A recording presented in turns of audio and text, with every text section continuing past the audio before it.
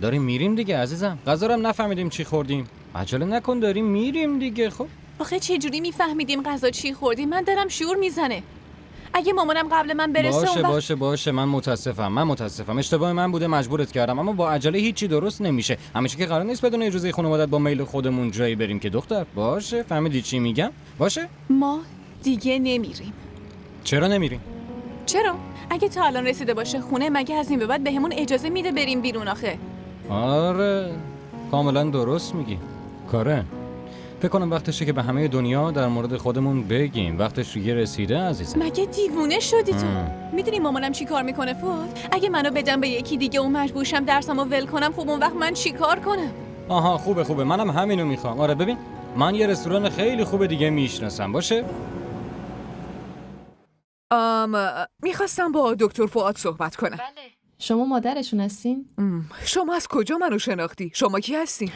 همینطوری از صداتون فهمیدم مادر آقای دکتر هستین. به نظرت صدا مثل مرده هست داره؟ نه خانم، راستش همینطوری حد زدم. شما باید پلیس میشدین. خیلی خوب باشه، حالا گوشیو بده فؤاد لطفا. الان تو بخش جراحی هن. بخش جراحی؟ آخه این موقع شب کی عمل میکنه؟ اورژانسی بود، دکتر امجد هم نبود. دکتر فؤاد مجبور شد انجامش بده. باشه اشکالی نداره. هر وقت جراحیش تموم شد بگو با من حرف بزنه. باشه حتما. فؤاد که تو اتاق عمله، پس این کیه؟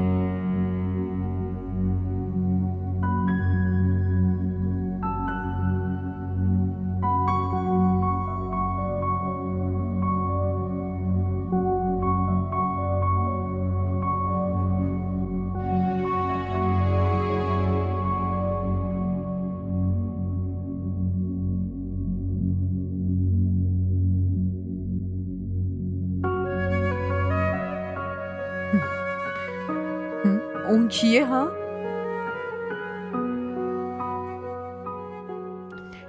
شما کیو دیدین؟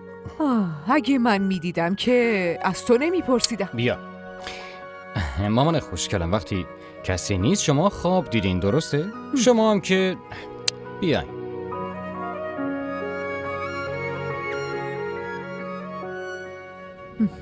فکر کنم سایه یکی رو پسرم سنگینی میکنه.